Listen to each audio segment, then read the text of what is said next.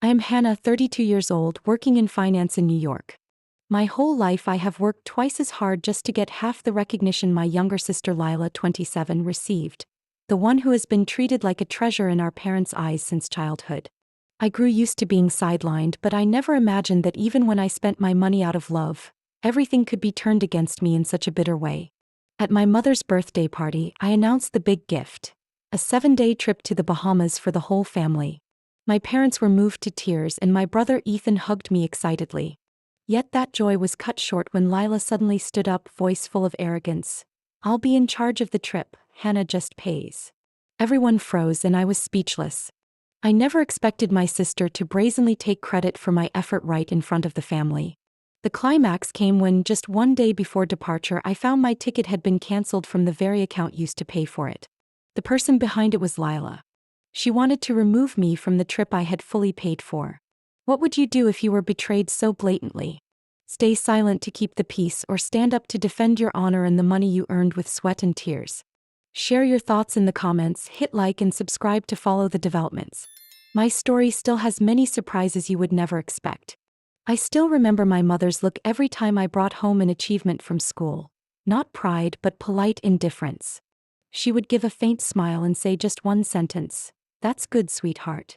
Then immediately turn to Lila, who had just posted a new selfie on Instagram, and praise: "Lila, you're glowing. You should be a model." I studied well, earned a partial scholarship to the state university, and worked in the library from my freshman year. But during that time my parents bought Lila a red Volkswagen when she turned 16. No license, no permission required, just Lila saying she wanted it. Meanwhile, when the bus service ended and I finished a late shift, I still had to walk nearly 2 miles home through snow. I got used to handling everything on my own. From tuition to books, I managed with my part-time wages or student aid. Meanwhile, Lila dropped out of college in her second year because she couldn't find inspiration, then drifted through part-time jobs in cafes, never staying anywhere more than 3 months. Every time she got fired, my mother would say, "Maybe that place wasn't right for her. She needs a more creative environment." No one in the family ever questioned why I could attend full-time classes while holding down 3 part-time jobs to stay afloat. Yet a single complaint from Lila and the whole family rushed to indulge her. I never blamed her for being loved. I only wished that love had been distributed a bit more evenly. Once, right after I graduated and struggled to find work during an economic downturn, I came home for dinner with my parents. During the meal, my mother asked, "Have you landed any clerical jobs yet?" I forced a smile and replied, "I've applied to a finance firm in Manhattan. They seem interested." My father put down his chopsticks, unable to hide his disdain.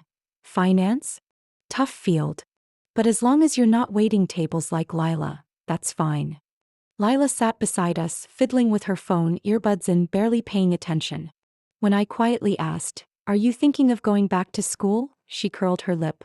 "School's useless if it won't get you a job. I live for the moment."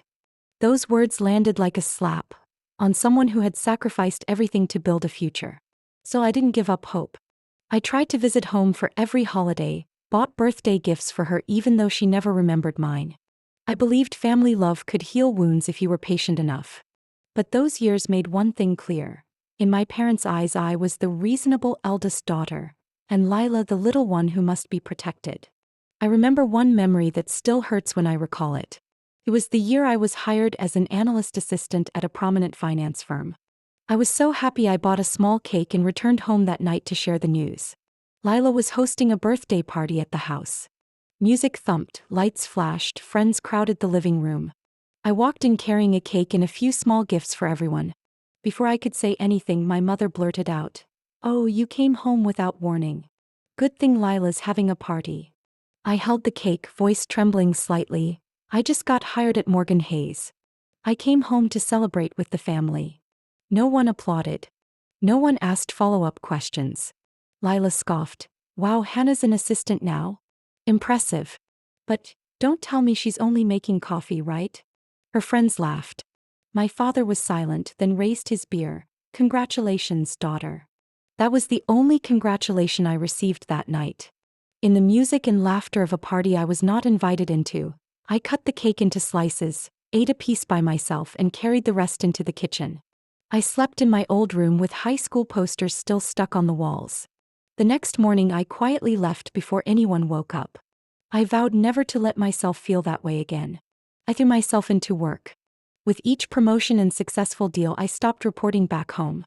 I knew if I mentioned anything I'd hear only, "That's good, sweetheart." And Lila?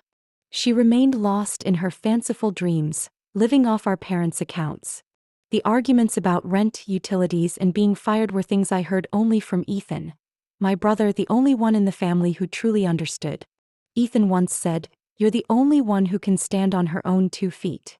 But you're also the only one who's never been given the place you deserve." I smiled, but my heart ached. Perhaps because of what I'd been through, I chose to organize that trip. I wanted to do something for my family, not to be recognized, but to show that kindness can still exist, even under a roof skewed by favoritism. I was wrong. I overestimated gratitude and underestimated greed among the ones I loved. And the price I paid began with that canceled ticket. I still remember that afternoon in the 32nd floor office, watching sunset reflect off Manhattan's glass towers. My phone rang, an internal call from HR. I was invited into a private meeting. My mind raced with possibilities. A new project, a performance review, a leadership reshuffle. Instead, it was something I had not dared to dream. I was promoted to Regional Director of Investment Strategy for the Northeast, with a 6-figure bonus and a new contract including equity. Holding the confirmation paper, my hands trembled, not from the money, but from years of sleepless nights, rushed lunches at my screen, and missed vacations finally yielding something of substance. I didn't call my mother. I didn't text my father. I certainly didn't tell Lila. I quietly stepped out of the building, walked through Bryant Park, and thought about a deserving gift, but the thought quickly shifted. My parents' 35th wedding anniversary was approaching. They had never had a real vacation since I was in middle school. They always said they wanted to return to where they honeymooned, the Bahamas. Standing under a streetlight with my phone in hand, I began searching flights, hotels, and family activities. Not just a present, but an opportunity for healing. I booked 6 business-class round-trip tickets, rented a beachfront villa at a luxury resort, reserved a private sunset cruise, a traditional cooking class, and a private evening with a steel drum musician. Every detail was meticulously planned and triple-checked. I wanted each family member to feel valued. I waited for my mother's birthday to reveal the gift. The backyard party was decorated with paper lanterns, a long table with a white cloth, and the smell of baked apple pie drifting from the kitchen. I prepared a small gift box containing 6 beautifully printed plane tickets and a handwritten card. Bahamas, 7 days for rewriting love. When my mother opened the card, she went quiet for a few seconds. My father placed his hand on her shoulder. His eyes were slightly red. My mother turned to me and whispered, afraid her emotions would spill over, "Hannah, what are you doing?" I simply smiled. Ethan jumped up and hugged me, his voice full of excitement. "Are you serious? Oh my God, the Bahamas." Everyone applauded. My mother wiped her tears. My father said he never expected to return to the place where their life began. I looked at Lila. She smiled too, but the way her lips tightened and her eyes avoided contact made something clench inside me. Lila stood up, raised her wine glass, and said, "A dream trip. It'll be amazing, if someone doesn't ruin it by scheduling it like a spreadsheet." Then she scoffed. I pretended not to hear. Ethan shot Lila a look. My mother quickly changed the subject by pulling a chair for my father and flipping through old photos of their youth. The mood lightened, but I could not ignore the fleeting look on my sister's face. It wasn't joy. It was envy mixed with fear. At the party, I caught Lila staring at my designer bag a few times and secretly photographing the plane tickets with her phone. She never asked, never congratulated, never commented on the card or the gift. Only a polite smile whenever someone mentioned the word generous. When everyone left, I helped my mother clear the table in the kitchen. She washed dishes and said, "You make me proud, Hannah. I don't say it much, but I see everything. Thank you truly." I stopped what I was doing and an indescribable feeling rose in my chest. I had waited a long time to hear a sentence like that, not for recognition but to know my efforts had been noticed. My father stood on the porch looking up at the sky. Ethan was listing what to pack. And Lila remained silent. She didn't speak a private word to me all night. I stayed up late double-checking reservations, confirming flights, and sending details to each family member. I thought that if everything was thoroughly prepared, nothing could go wrong. But I underestimated one thing. The feeling of being left behind can turn someone into a saboteur, even toward their own family. 3 days after my mother's birthday, while I sat in a client meeting, I received a long text from Lila. A message written like a presentation, opening with a provocative question. Are you planning to make everyone wear office clothes on vacation? I read the first lines again and turned my phone off. Not out of anger, but because I was too familiar with her snide tone. That evening I called Lila. We're family after all. I wanted to avoid conflict before the trip. The conversation began with awkward small talk. After a few minutes she bluntly proposed. You should let me plan the itinerary. I'm better at this. You're the kind of person who likes notebooks and Excel. Turning a vacation into a board meeting kills the fun. I paused for a few seconds. My mind filled with memories of meetings I had skipped to make bookings, nights spent reading reviews, and early Sunday mornings spent securing tours. I only want everyone to have quality time together, I said softly. I've arranged everything carefully. There are some activities I want to keep secret as surprises. Don't worry. She chuckled. Surprises, huh? Like the 40-slide presentation you gave at Mom's birthday. I bit my lip. If you have suggestions, send them to me. But please respect what I've prepared. The call ended with a non-committal, okay. I wasn't reassured, but I hoped for the best. 2 days later Ethan called. Did you check the family group chat? I was in a meeting and hadn't opened it. What's up? Lila posted a new itinerary. She says she changed some things to better suit the family's energy. I unlocked my phone. My eyes landed on the fourth item in the schedule. A private yacht with a DJ and an all-white cocktail party. The coral reef snorkeling I'd booked 2 months earlier. Gone. The Blue Lagoon Island tour I'd reserved for our parents. Removed. The seaside restaurant I'd selected for dinner. Cancelled and replaced with a Miami-style standing buffet. I typed a message, deleted it, rewrote, and deleted again. Finally I called Ethan. What do you think? I asked. He sighed. Clearly she's trying to take over. But what do you want me to do? For now, don't react. Let me talk to her. I messaged Lila privately. Short, polite, without sarcasm. You changed quite a few items from what I had planned. I want to keep the activities I booked because they each have their own reasons. Please respect that. A minute later she replied, It's not that I want to ruin anything. It's just the old itinerary seems exhausting. I just want it to be more fun. More energetic. More youthful. And those surprise activities of yours. People don't need surprises. People need to rest. I felt a pang in my chest. Not because of the action, but because Lila always used gentle words to dismiss the value of other people's effort. I called back. Lila didn't pick up. That evening, I opened the tour confirmation emails and checked every notification. The Blue Lagoon tour was still booked. But the snorkeling status had been changed to pending reconfirmation. The dinner at the seaside restaurant had been cancelled from the very account used to pay, the secondary account I had shared access to with the family so they could conveniently view trip details. I sat motionless. That was the moment I understood. Lila didn't just want to participate. She wanted control. And if she couldn't control it, she would sabotage it. The next morning I spoke with my mother on the phone. I didn't tell her everything, only asked gently, would you be okay if I kept the itinerary as is? I have specific reasons for choosing each activity. She replied, I trust you. But if your sister wants to change a bit to suit her youth, that's fine as long as the family is happy. Her words felt like a soft knock on an old, creaky door inside me, the door of favoritism stretching over many years. I didn't blame my mother. But I also didn't want to endure it any longer. I said nothing more. I quietly changed the password on the secondary account and revoked editing access. I rebooked the tours that had been cancelled. I kept everything I had prepared because I understood. If I kept giving in, I would be pushed back into the shadows again, where those who work hard are labeled over-controlling, while the selfish wear the mask of being natural, easygoing.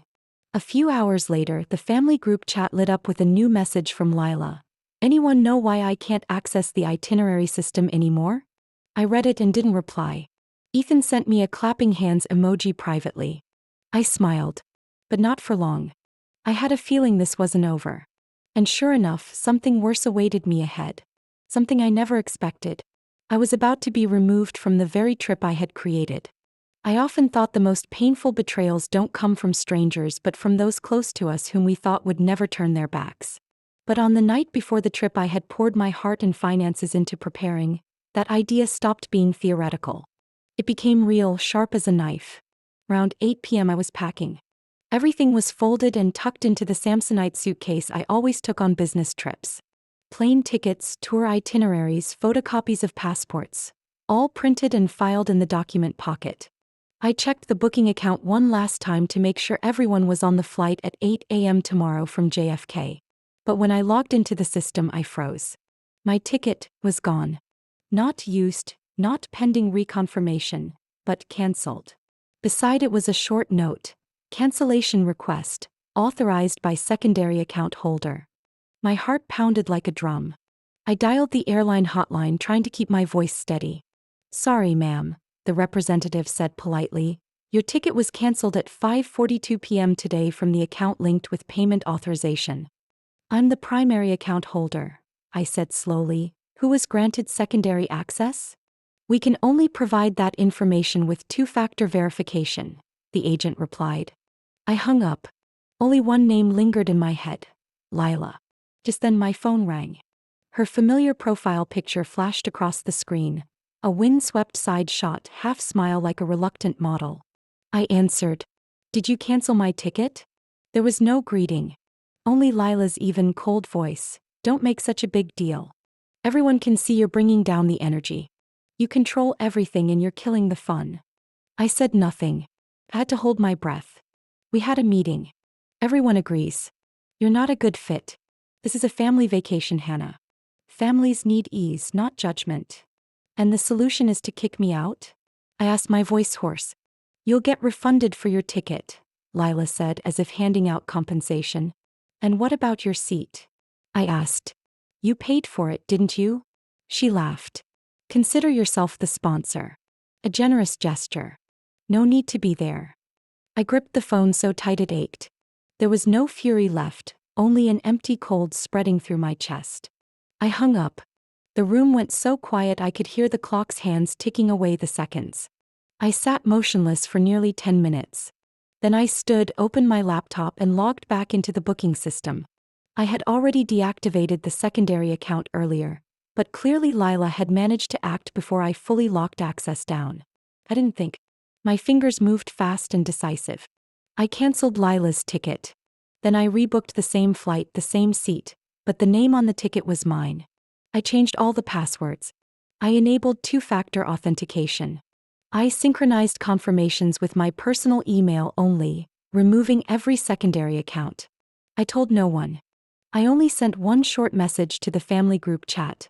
"Lila's ticket has been canceled. If anyone wants to travel with her, say so. I'll cancel that person's ticket as well."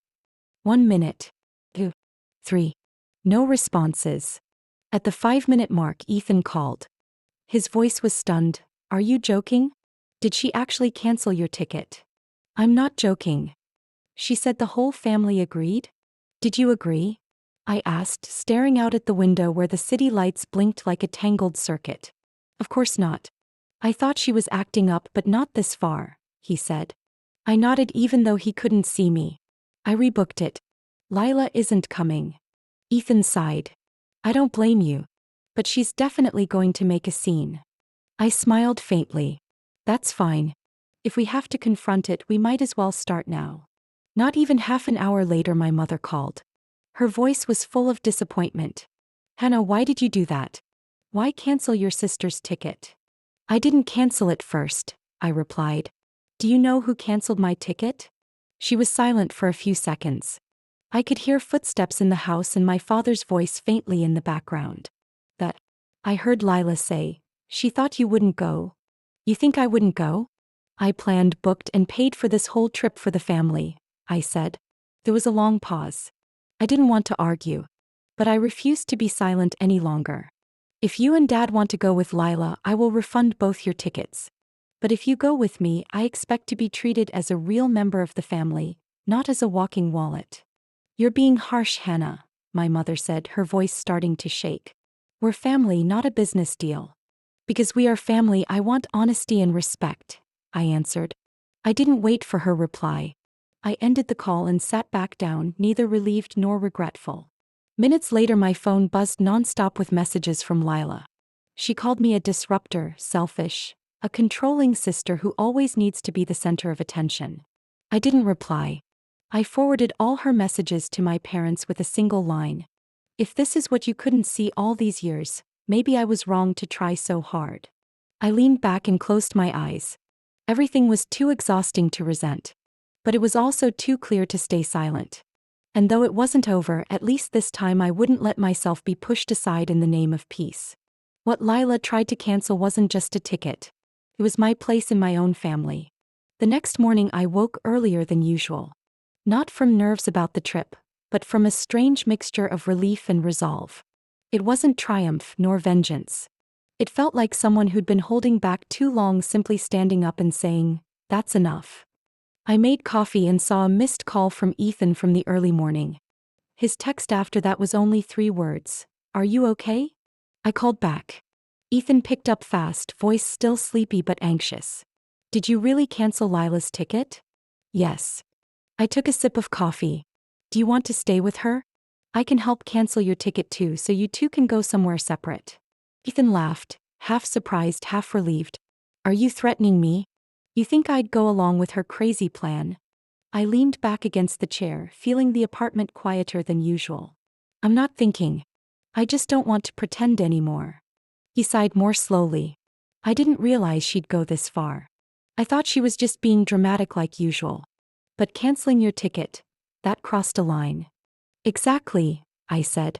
"It's not just about the vacation. It's about how the family sees me." "I'm not like that," Ethan assured me. "If I'd known what she planned, I would have stopped it." "I trust you." We were silent for a moment, a necessary silence, like two people standing on the edge of a cliff and seeing they hadn't fallen.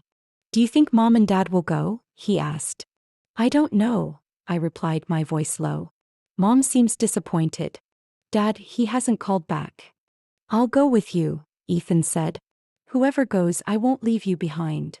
I smiled softly. "Thanks." We hung up without more words. Having Ethan on my side felt like a warm blanket over the ice beginning to melt in my chest. I posted the updated flight information back into the group chat. I crossed Lila's name out and wrote clearly, "Ticket cancelled. Seat reassigned to Hannah. For any personnel changes, please contact the sole payer, me." Under that, I added one more line. "I won't pay to be excluded from the trip I organized. If anyone feels Lila is a better fit, speak up. I'll help handle their ticket promptly." I set my phone down, poured another cup of coffee, and opened the window to the morning air. Less than 10 minutes later, my mother called. I hesitated for a second before answering. "Hannah." Her voice was not harsh, but it sounded strained, like someone who'd had a sleepless night. "Can you stay calm?" "I'm perfectly calm, Mom," I said. "I was removed from the trip I paid for. I simply did one thing. I reclaimed my place." "Why didn't you call me before doing that?" she asked. "Because no one called me before letting Lila do the opposite." My mother didn't answer right away. I heard the drawer open, the clink of glasses in her kitchen. Then she said more softly, "I thought it was just a misunderstanding." "No, Mom. It was calculated. Deliberate. And it's not just the plane ticket. It's how the whole family stayed silent when I was pushed out." I heard a very quiet sigh, as if she didn't want to hear it herself. "Your father said, 'This has gone too far,'" Mom said. "He's angry with both of you." "I'm not angry," I replied. "I'm just not going to be submissive anymore. People have to face consequences for what they do. Even me." Mom was silent again. Then in a tired voice she said, "All right. Your father and I will still go." I closed my eyes briefly. "I'm glad you decided that." "But Hannah," she hesitated, "do you think you're teaching your sister a lesson that's a little too harsh?" I opened my eyes. Sunlight was already filtering through the trees outside the window. I answered, each word clear. "If the adults won't teach her boundaries, then at least the person being hurt has to do it." Mom didn't argue. She only said in a voice like a quiet breath, I understand. The call ended without noise. No apologies. No pleas. But there was something in her voice that made me think she was starting to see what she had once willfully overlooked. An hour later, I received a text from my father. Not long, just one line. We'll meet at the airport at 6:30 a.m. Don't forget your passport. I read it over and over. There was something both unfamiliar and familiar in his use of the word, we. It was no longer your mother and I will go, or, if you want to go, go. It was a small recognition that I was part of the journey. I turned off my phone. My eyes didn't shed tears. But inside something softened. It felt like a brick had been removed from an old wall in the house, and though I still couldn't see the light beyond clearly, I could breathe more easily. I sat in the car with the window cracked to let the morning air in. The coffee from the corner shop was still hot in my hand, but I didn't drink it. Ahead of me was a new day and a vacation waiting, yet my chest felt heavy, not because of the trip, but because the cracks in my family were becoming more visible. My phone buzzed. Another message from Lila appeared, without apology, without hesitation. Just lines full of anger, accusation, and snide barbs. You always act so morally superior, but you're really just selfish. No one can stand you anymore. Mom thinks you've gone too far. You control everything, then blame everyone when they don't comply. I read each line, feeling hollow. I wasn't shocked anymore, nor angry as before. I only saw the downward slide of someone who'd been given every opportunity to grow up but chose blame and defiance as a reflex. I forwarded the entire thread to Mom along with a recorded clip. It was the call between Lila and me 2 days earlier, when she bluntly said I should be removed from the trip because I bring negative energy and ruin the family's fun. I had recorded it, not to weaponize it, but because I had a sense I might need it. 10 minutes later, Mom called back. Her voice was smaller than usual. What did you send me? I didn't answer at once. I was quiet for a few seconds and then said, I don't want anyone to pick sides. But if people keep thinking I'm the troublemaker, at least I need to speak the truth. Mom exhaled very lightly, as if forcing herself to do so. You're too harsh, Hannah. I didn't expect you'd react like this. I stayed calm. I'm not reacting. I'm defending myself. I was pushed out of the trip I paid for. I was called controlling, told I don't fit in with the family. And you call my standing up for myself too harsh? There was a long silence on the other end. Then Mom said softly, At first I thought maybe you misunderstood something. But I just read Lila's messages. I didn't interrupt. I let her face what she'd just seen. It seems she really has gone too far. Mom's voice broke. I felt something inside her crack open. After that call around midday, I heard from my father. He sent a text, simple and unadorned. Your father wants to have a 3-way talk. Call Zoom at 7 p.m. Your mother and I will be on. I waited until the appointed time. The screen opened. My father sat serious at his computer, my mother beside him looking subdued and unlike herself. A minute later, Lila joined the call. She wore a hoodie, hair in a messy bun, face bare of makeup with irritation obvious. Let's start, Lila said, leaning back in her chair. My father nodded. I want everyone to speak clearly. No interruptions. No insults. He turned to me. You go first. I looked at the screen, my eyes pausing on Mom and then turning to Dad. I didn't organize this trip to create division. I wanted to do something for the family. I put time, effort, and money into giving everyone a meaningful vacation. But I was removed from the very trip I organized. No one asked me. No one spoke up. If I don't speak for myself, who will? Nobody said anything. I went on. I'm not asking anyone to take sides. I only want to be respected. Lila snorted. Respect? From someone like you? My father raised a hand. Lila, I haven't given you permission to speak. Come on, Dad. I can't take it anymore. Lila planted her palms on the table and leaned toward the camera. All my life it's been Hannah, Hannah, Hannah. She's talented, she's successful, she's the martyr. What about me? Does anyone understand what it's like to live in her shadow? I stared at the screen. I no longer felt anger, only a slow, spreading sadness. My father spoke calmly. No one forces you to live in anyone's shadow. Everyone makes their choices. You chose your path. But you don't have the right to use that as an excuse to treat others poorly. Lila glared at the screen, but she didn't answer. Mom looked at Dad and nodded slightly as if in agreement. I said, I'm not demanding an apology. But I will not allow myself to be continuously insulted. Dad nodded. I understand. Silence settled for a moment. I thought he might end the call, but then he added, his voice low. We have enabled the younger one for too long. Now I see it has created someone without boundaries. And it has hurt the older child. I looked at my mother. She bowed her head, eyes welling. Maybe it wasn't an apology, but to me the silence carried more weight than a forced sorry. Lila went quiet. She turned off her camera and didn't come back. 3 boxes remained on the screen. Me, my father, and my mother. There was a gap where my sister had been. Not just a technical blank, but a real absence in a relationship that had long been skewed. I sat there for a few more minutes. No one spoke.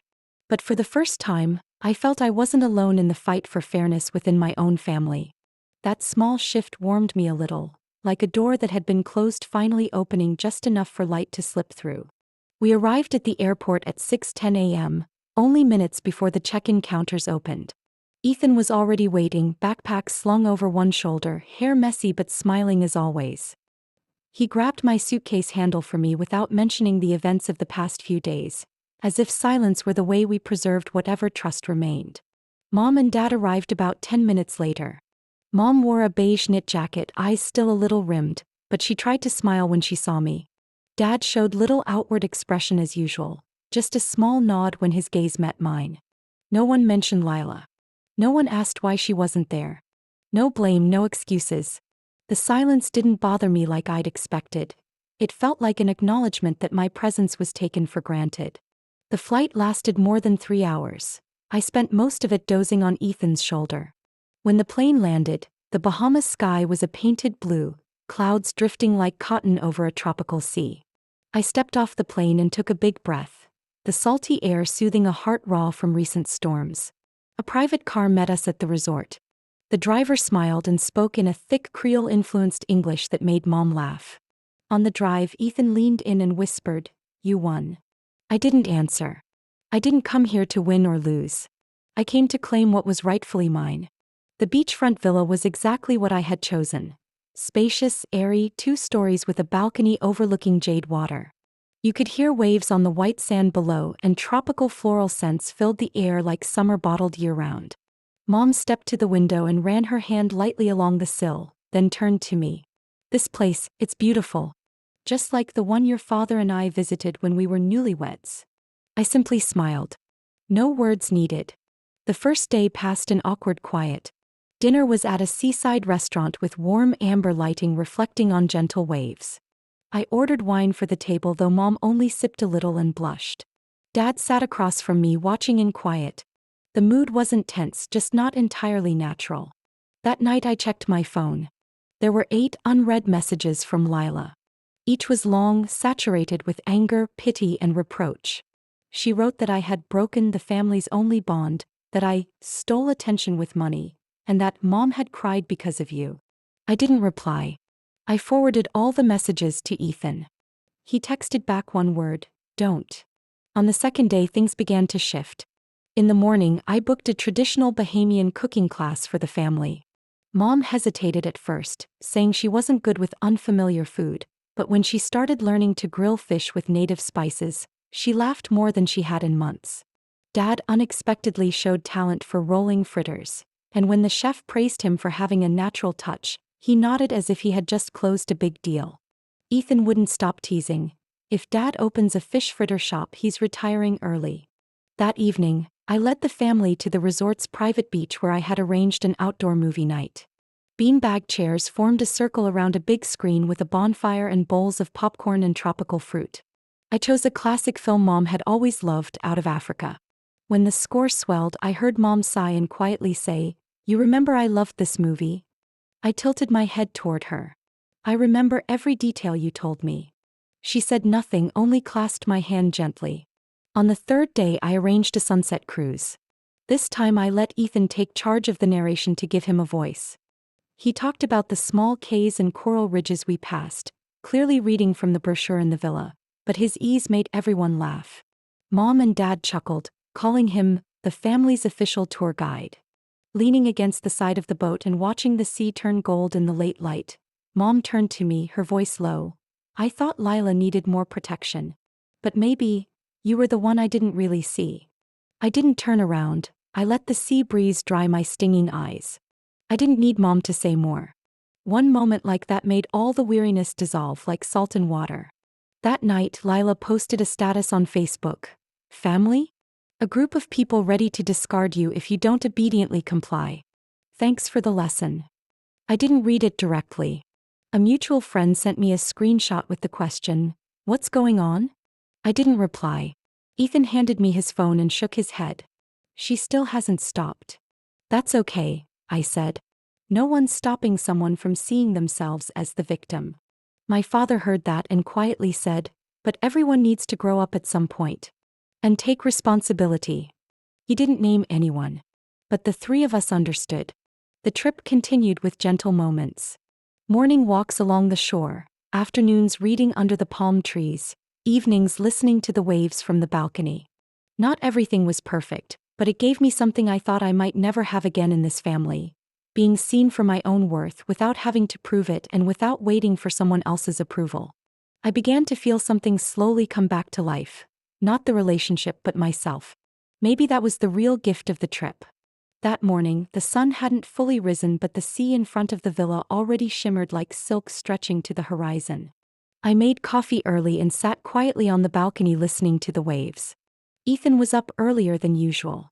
He stepped out with wet hair, probably just out of the shower, holding a glass of pineapple juice. "You're up early," Ethan said, dropping into the chair beside me. I shrugged. Couldn't sleep. We were quiet for a while, only the sound of surf and wind in the palm fronds. Then Ethan leaned forward and quietly asked, "Do you know why Lila's been so snappish these past few months?" I turned to look at my brother. Ethan's face showed hesitation, as if he were weighing whether to open a door we both knew would lead somewhere difficult. "What is it?" He propped his elbows on the railing, eyes on the horizon. "Do you remember when Lila bragged about investing in a startup making natural cosmetics?" Said her boyfriend introduced it. I nodded. Mom even called me to say she was finally getting focused. Ethan let out a small, bitter laugh. "That startup never existed." I waited for him to continue. "I found out when Mom asked me to check a transfer Dad made to Lila. She isn't tech-savvy and didn't look closely. But when I checked, Dad had sent nearly $12,000 over 3 months labeled, Phase 1 investment. Then another $8,000 later, market expansion. Do you know what Lila spent that money on?" I was silent. Used it on jewelry, secondhand designer bags, and rented a studio to shoot pictures to make it look like a real company. I even found a secondary email account she used to send fake invoices to Mom and Dad. I leaned back in my chair, my heart pounded. Part of me was angry, part of me was bitterly sad. I thought of all the times Mom called me, full of hope that she's changed, or she finally found direction. I didn't realize it had all been a performance. Ethan looked at me. "Don't tell Mom yet. I'm gathering more proof to present everything at once. But there's one more thing I haven't told you." He paused. I turned. "What?" "Last week I went to the bank with Dad. They declined one of his credit card transactions because of suspicious activity. Dad never gives out card access to anyone, but the bank showed numerous charges from delivery apps, spas and fashion stores in downtown." A chill ran down my spine. "Lila." Ethan nodded. "I think she photographed the front of Dad's card when he ordered online. The card didn't require a PIN, just the CVV, and it could be used." I bit my lip. Not only lies and fake invoices. Lila had secretly used my father's credit card to spend. "You can't tell anyone yet," Ethan repeated. "But I needed you to know because I think Mom is about to find out." At that point I still couldn't imagine how quickly things would escalate. 3 hours later, while the family was eating lunch at the resort buffet, my father took a call. He left the table and stepped out onto the veranda. When he returned, his face had changed completely. "What is it?" Mom asked as soon as he sat down. He didn't answer. He looked at me, then at Ethan, then set his phone on the table. "The bank called. They confirmed more than 20 unclear transactions on the secondary card over the past 3 months. The unpaid balance is nearly $11,000. Mom's mouth fell open. Which secondary card? Who used it? He looked at her. No one but your daughter. The air at the table suddenly thickened. Mom went pale. No. That can't be her. Ethan set his fork down and said quietly, Dad printed the statement. There are receipts from the clothing stores Lila used to check in at. Mom gripped the chair arm. There must be a mistake. I pulled up old posts of Lila's Instagram that I had saved when I first got suspicious. The dress she said she borrowed from a friend, the fancy dinner, sponsored by a new partner, the facial at a high-end Chelsea spa.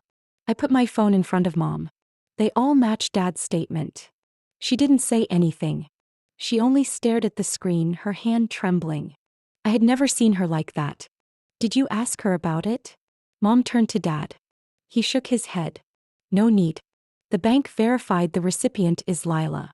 Shipping address to her apartment. The signature is hers. The meal dissolved.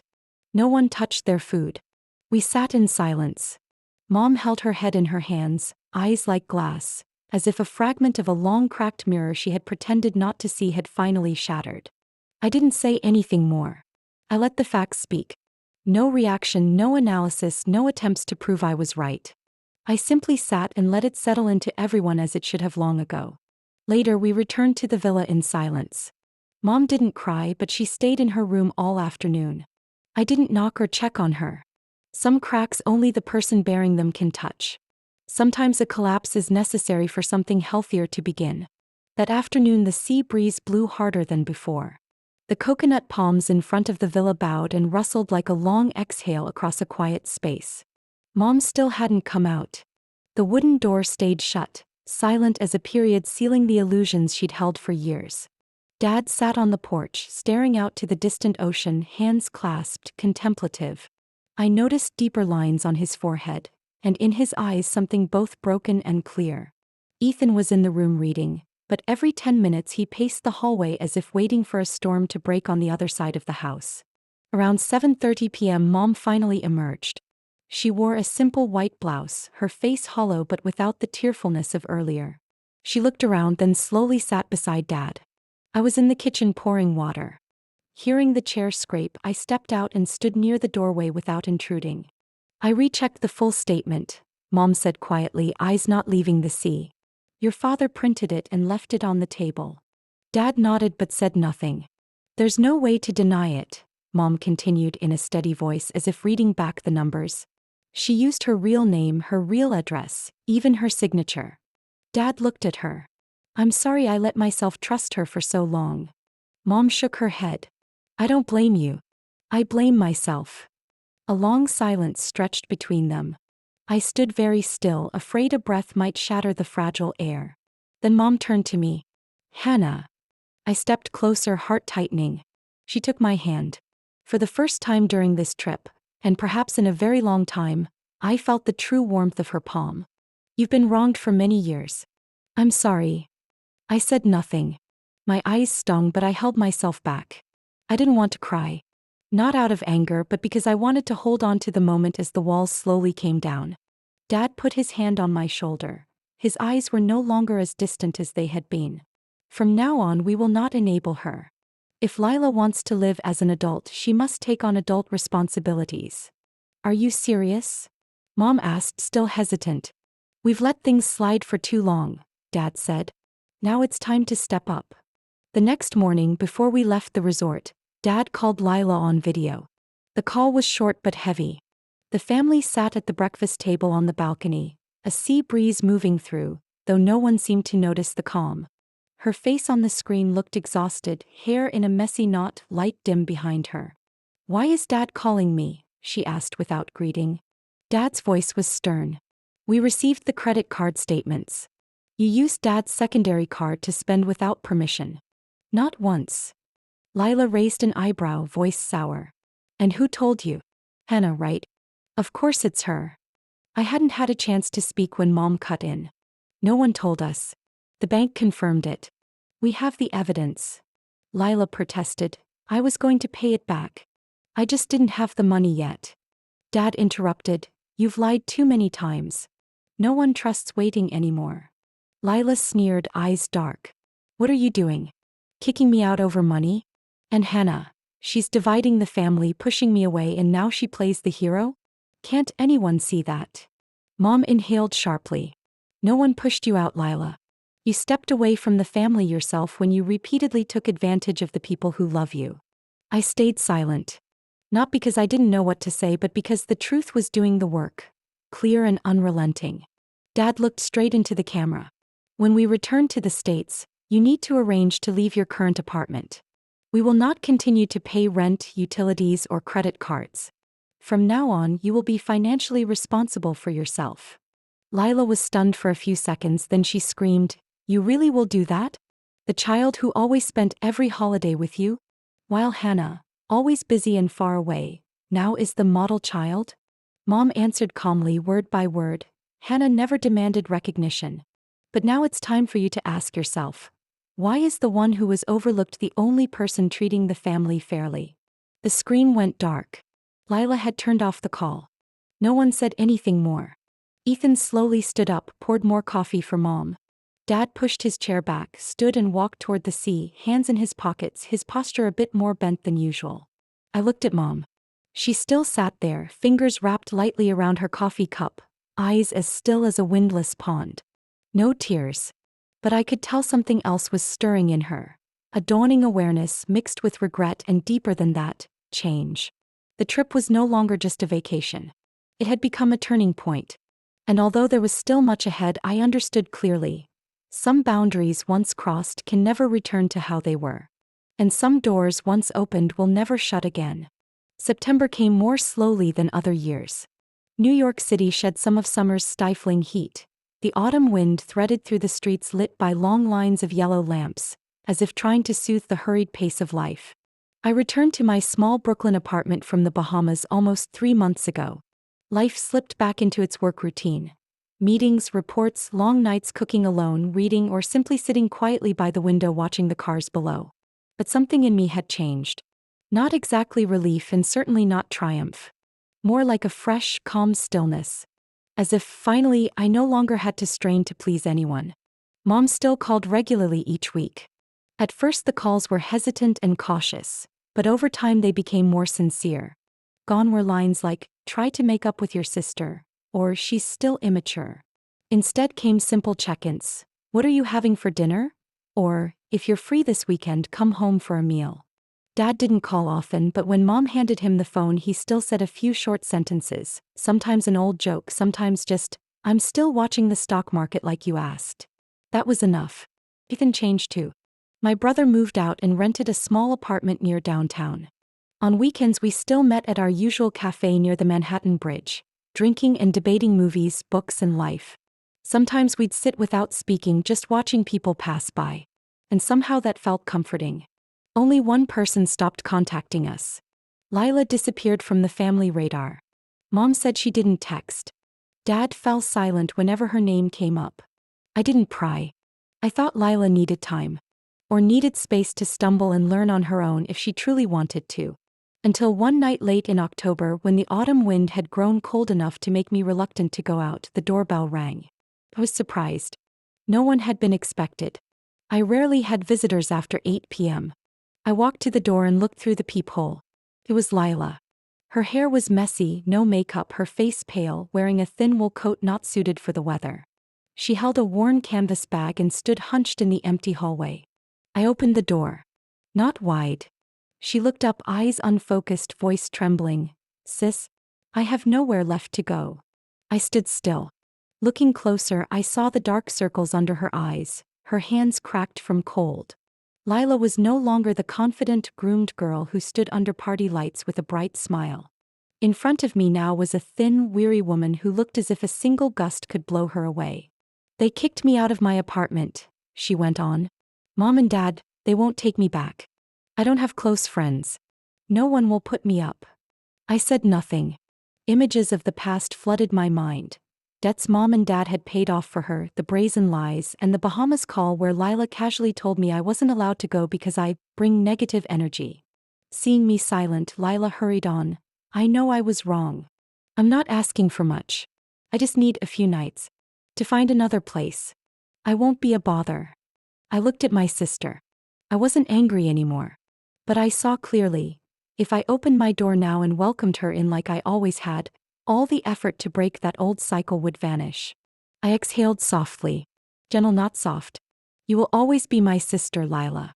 That doesn't change. Her eyes brightened, hope flickered for a moment. But I continued, my voice calm and firm. But if you don't change, if you don't learn to take responsibility, I can't keep saving you. Lila froze. Her lips trembled. She looked at me as if she couldn't believe what she heard. Then, as if understanding, her eyes filled with tears. I looked into her eyes without reproach, without pity. Only the truth. I stepped inside and gently closed the door. Good luck, Lila. I shut the door. Not slammed. No bitterness. Just enough to mark a clear boundary. I stood quiet for a few seconds, listening to the slow steps walking down the hallway. No sobs. No pleas. Just the footsteps of someone passing through the hardest moment of her life, hopefully toward something better. I returned to the sofa. The kitchen still held the warmth of the soup I had just cooked. I poured another glass of red wine, put on some soft jazz, and sat by the large window looking out at the distant streetlights. Outside, leaves drifted down. The city remained noisy, but inside me there was a rare peace. I felt no regret, because I understood that sometimes love doesn't mean always opening the door. It means having the courage to close it when that's what's best for both people. This is not a severance. It's a choice so that none of us continues living in the old roles. And perhaps when it gets cold enough, when loneliness is enough, someone might finally learn to light their own fire. What do you think? If it were you, would you open the door? Would you forgive or choose to walk away to protect your own peace? Family life is complicated, isn't it? Some bonds seem impossible to sever, but if we don't learn to love ourselves first, family ties can become the very chains that bind us. Share your thoughts in the comments. I really want to hear different perspectives. And if this story makes you reflect, follow the channel to continue this journey with me as I explore real family stories, relationships, and the small but meaningful moments in life. There is so much more untold, and I believe in every story someone will find a piece of themselves.